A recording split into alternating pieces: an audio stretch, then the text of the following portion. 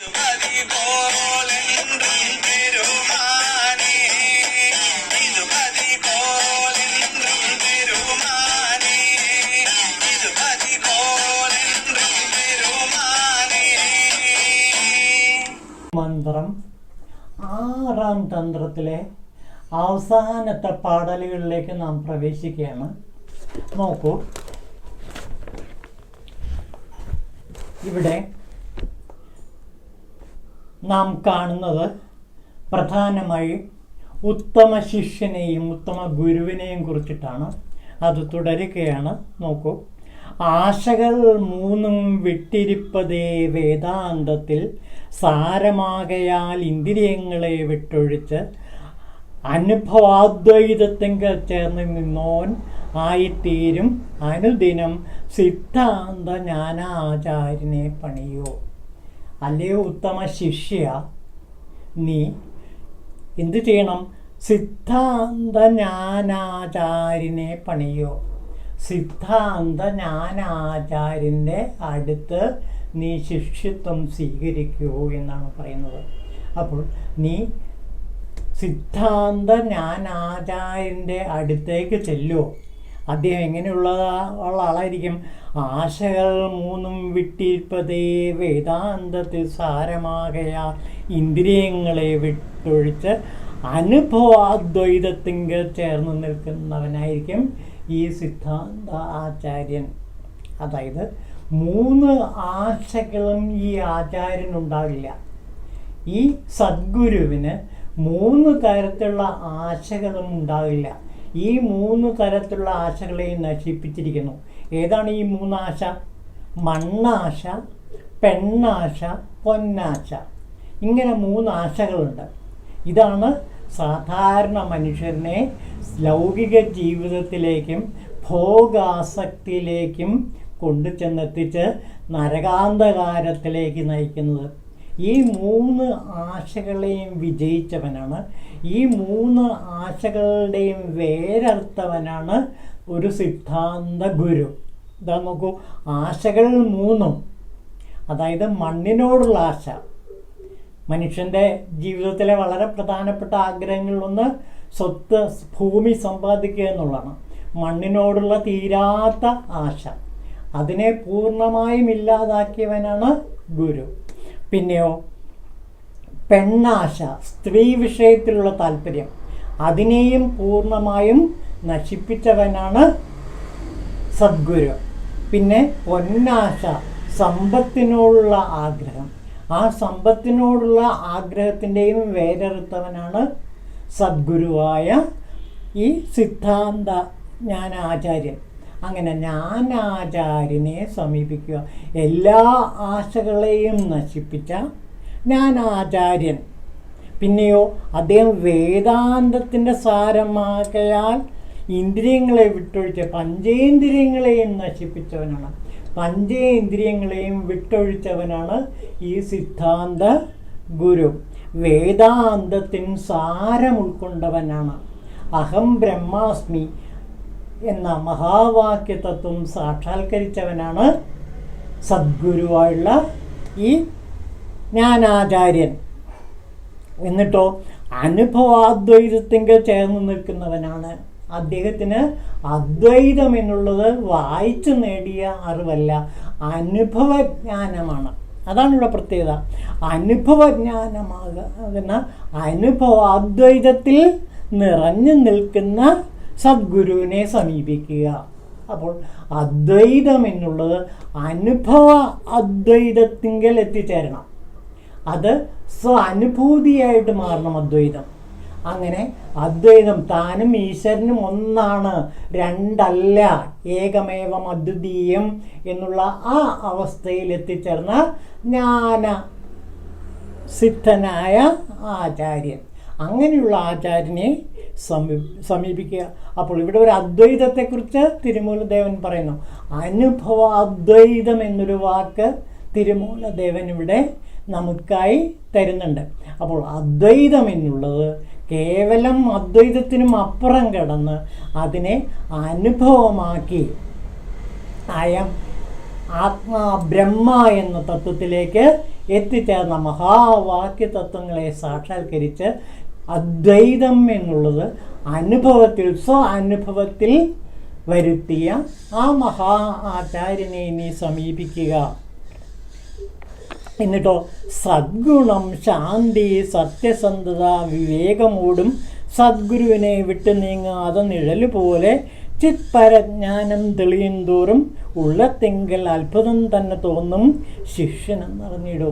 അങ്ങനെയുള്ള ജ്ഞാനാചാര്യനെ, അതായത് അനുഭവാദ്വൈതത്തിൽ നിറഞ്ഞു നിൽക്കുന്ന ആ സിദ്ധാന്ത ജ്ഞാനാചാര്യനെ സമീപിക്കുമ്പോൾ എങ്ങനെ വേണം സമീപിക്കാൻ? ശിഷ്യന് എന്തൊക്കെ ഉണ്ടായിരിക്കണം? സൽഗുണമുണ്ടായിരിക്കണം, ശാന്തി ഉണ്ടായിരിക്കണം, സത്യസന്ധത ഉണ്ടായിരിക്കണം, വിവേകമുണ്ടായിരിക്കണം. അങ്ങനെയുള്ള ഗുണഗണങ്ങളുള്ള ശിഷ്യൻ സദ്ഗുരുവിനെ വിട്ടു നീങ്ങാതെ നിഴൽ പോലെ പിന്തുടരും. അപ്പോൾ സദ്ഗുണസമ്പന്നനായ, സത്യസന്ധനായ, വിവേകിയായ ശിഷ്യൻ ഒരു നിഴല് പോലെ ഗുരുവിനെ എപ്പോഴും പിന്തുടർന്നുകൊണ്ടേയിരിക്കും. എന്നിട്ടോ ചിൽപരജ്ഞാനം തെളിയും തോറും ശിഷ്യൻ്റെ ഉള്ളിലെ ആ ജ്ഞാനം, ഉള്ളിലെ ശിവൻ തെളിഞ്ഞ് തെളിഞ്ഞ് പ്രകാശിക്കുമ്പോൾ ഉള്ളത്തിങ്കൽ അത്ഭുതം തന്നെ തോന്നും. ആ സമയം ശിഷ്യനുണ്ടാകുന്ന വികാരം ആശ്ചര്യമാണ്. ഒരു ശിഷ്യൻ്റെ ജീവിതത്തിലെ പടവുകൾ ചവിട്ടിക്കിടക്കുമ്പോൾ ഉണ്ടാകുന്ന ഒരു പ്രത്യേക മാനസിക ഭാവമാണിത്. ശിഷ്യൻ്റെ മനസ്സിൽ ഇങ്ങനെയുള്ള സദ്ഗുരു ശിവനെ തെളിച്ച് വ്യക്തമാക്കി കാട്ടുമ്പോൾ അയാളിൽ ചിൽപ്പരജ്ഞാനം തെളിയും തോറും ഉള്ളത്തിൽ അയാൾക്ക്, ശിഷ്യന് അത്ഭുതമെന്ന വികാരമാണ് ഉണ്ടാകുക, ആശ്ചര്യം എന്ന വികാരമാണ് ഉണ്ടാകുക. ഇത് അനുഭവസ്ഥർക്ക് വളരെ വ്യക്തമായിട്ട് മനസ്സിലാക്കാൻ കഴിയും. അതായത് ശിഷ്യൻ്റെ ഉള്ളത്തിൽ, ശിഷ്യൻ്റെ ഹൃദയത്തിൽ ശിവബോധം തെളിഞ്ഞ് വരുമ്പോൾ ആ ശിഷ്യന് എല്ലാത്തിനോടും ആശ്ചര്യമാണ് തോന്നുക, ആശ്ചര്യഭാവമാണ്, അത്ഭുതഭാവമാണ് തോന്നുക. അത് ശരിക്കും ഒരു ശിഷ്യൻ്റെ ആത്മീയ വളർച്ചയെ സൂചിപ്പിക്കുന്ന ഒരു ഘടകമാണ്. അയാൾ ശരിക്കും ആശ്ചര്യചര്യ എന്ന് വിളിക്കാം. അങ്ങനെയുള്ള ശിഷ്യനെ ആശ്ചര്യചര്യ എന്ന് വിളിക്കാം. അയാളുടെ മനസ്സിലെപ്പോഴും എന്ത് കാണുമ്പോഴും എന്തനുഭവിക്കുമ്പോഴും എല്ലാം തന്നെ ആശ്ചര്യം അഥവാ അത്ഭുതമാണ് എപ്പോഴും ഉണ്ടാകുക. എന്ത് വന്നോട്ടെ അപ്പോഴൊക്കെ ആശ്ചര്യഭാവത്തോടെയാണ് ആ സംഭവങ്ങളെ അല്ലെങ്കിൽ ആ കാഴ്ചകളെ ഈ ശിഷ്യൻ നോക്കിക്കാണുക. അപ്പോൾ ഒരു ശിഷ്യൻ്റെ മാനസികമായ ആത്മീയമായ വളർച്ചയെ വ്യക്തമാക്കുന്നതാണ് അയാളുടെ ആശ്ചര്യഭാവം, അത്ഭുതഭാവം. എന്തിനോടും അത്ഭുതം തന്നെയായിരിക്കും ഉണ്ടാകുക. അപ്പോൾ അയാൾ എങ്ങനെയുള്ളവനാണ്? ആശകൾ മൂന്നും വിട്ടിരിക്കുന്ന ഗുരുവിനെ തന്നെയാണ് തേടേണ്ടത്. ആശകൾ വിട്ട ഗുരുവിനെ തേടുമ്പോൾ എന്ത് സംഭവിക്കുന്നു? സിദ്ധാന്ത ജ്ഞാനാചാര്യൻ ഈ ശിഷ്യൻ്റെ ഹൃദയത്തിൽ ശിവൻ്റെ ഒളി, ശിവപ്രകാശം വളരെ വ്യക്തമാക്കി തെളിയിച്ചു കൊണ്ടുവരും. അപ്പോൾ ആ ശിഷ്യൻ്റെ മനസ്സിൽ ആശ്ചര്യബോധം മാത്രമേ ഉണ്ടാവൂ, മറ്റൊരു വികാരവും ഉണ്ടാവില്ല. എല്ലാത്തിനോടും അത്ഭുതം, എല്ലാത്തിനോടും ആശ്ചര്യഭാവം. ഇത് വ്യക്തമാക്കുന്ന ഒരു സംഭവം പട്ടണത്ത് പിള്ളയാരുടെ ജീവിതത്തിലുണ്ടായിട്ടുണ്ട്. നമുക്ക് ആദ്യം പട്ടണത്ത് പിള്ളയാരുടെ കവിതയിലേക്ക് കിടക്കാം, എന്നിട്ട് ആ ജീവിത സംഭവം പറയാം. ഇതാ നോക്കൂ, അദ്ദേഹം എഴുതിയ അമ്പല അകവൽ എന്ന് പറഞ്ഞിട്ടൊരു കവിത, ഒരു പാടലുണ്ട്, ഒരു പതികമുണ്ട്. അതിൽ പറയുന്നതാണിത്. ഇതാ നോക്കൂ. പഞ്ചേന്ദ്രിയ പറവകൾ വന്നണയും പഞ്ചരത്തിനെ പുലർ ആ കാനനമുള്ളിലെ വിളമരപ്പുതുമ്പിനെ ആശ കയറി ആടും പമ്പരത്തിന് കാശ പണം തന്നിൽ കറങ്ങും കാറ്റാടിയെ പുത്രകളത്ര ബന്ധമുള്ളിലായി നിന്ന് ചുഴലുമൊരു ചക്രമതിനെ കടും വെള്ളി തന്നിൽ ഉരുളും ശകടക്കാലിനെ പാപച്ചര ചരക്കൊട് ഭവസാഗരത്തിലെ കാമക്കൊടുങ്കാറ്റിൽ അലഞ്ഞുലഞ്ഞ് കെടുവഴി ചേരും കൊടും മരക്കലമതിനെ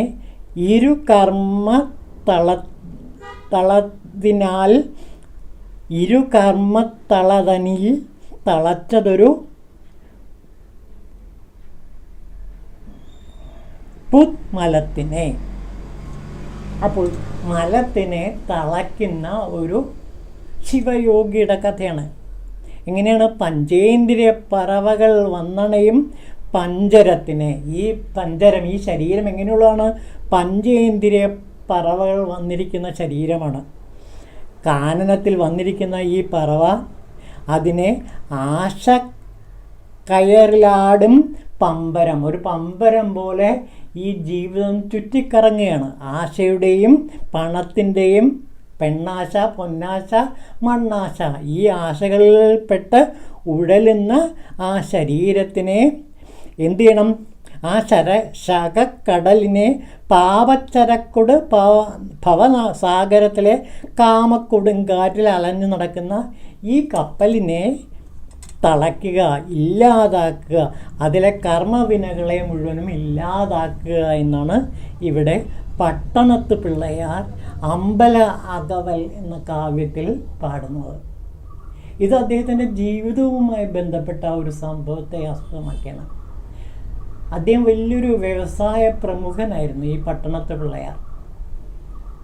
അതായത് വിദേശങ്ങളുമായിട്ട് മലയ, സിംഗപ്പൂർ തുടങ്ങിയ സ്ഥലങ്ങളിൽ കപ്പലുകളിൽ പോയി സാധനങ്ങൾ കൊണ്ടുവരികയും കച്ചവടം ചെയ്യുകയും ചെയ്യുന്ന ഒരു വലിയ വ്യവസായ പ്രമുഖനായിരുന്നു പട്ടണത്ത് പിള്ളയാർ. അദ്ദേഹത്തിനൊരു മകൻ ഉണ്ടായിരുന്നു. ഇദ്ദേഹം വയസ്സായപ്പോൾ ആ മകനെ ആ ഭാരമേൽപ്പിച്ചു. എന്നിട്ട് മലയിലും സിംഗപ്പൂരിലും ചെന്ന് കപ്പലിൽ ചെന്ന് സാധനങ്ങൾ കൊണ്ടുവരാൻ ആവശ്യപ്പെട്ടു. വിലപിടിച്ച ചരക്കുകൾ ആ കപ്പലിൽ നാട്ടിലേക്ക് തിരിച്ചു കൊണ്ടുവരാൻ ഈ മകനെ അയച്ചു. പക്ഷേ മകൻ തിരിച്ചു വന്നപ്പോൾ കപ്പലിൽ നിറയെ ചാണകവരളിയാണ് കൊണ്ടുവന്നത്. ഇതാ വ്യവസായ പ്രമുഖനെ അത്ഭുതപ്പെടുത്തി. മാത്രമല്ല അദ്ദേഹത്തിന് മനസ്സിലായി തൻ്റെ മകൻ ഭ്രാന്തനാണ് എന്ന്. അതുകൊണ്ട് ഒരു മുറിയിൽ കൊണ്ടുവന്നിട്ട് അടച്ചു മകനെ. എന്നിട്ട് ചികിത്സ തുടങ്ങി. അദ്ദേഹം കപ്പലിൽ പിന്നെ ചെന്ന് നോക്കുമ്പോൾ, ദിവസങ്ങൾക്ക് ശേഷം കപ്പലിൽ ചെന്ന് നോക്കുമ്പോൾ ആ കപ്പലിലെ ചാണകവരളിയെല്ലാം തന്നെ സ്വർണ്ണത്തരികളായി മാറിയിരിക്കുന്നു.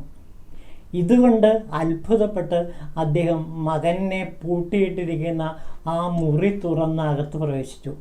ആ അകത്ത് പ്രവേശിച്ചപ്പോൾ ഈ മകൻ അവിടെയില്ല. ഞാൻ ആ ഭാഗം വായിക്കാം, അദ്ദേഹത്തിൻ്റെ ജീവചരിത്രത്തിലെ ചില ഭാഗങ്ങൾ വായിക്കാം.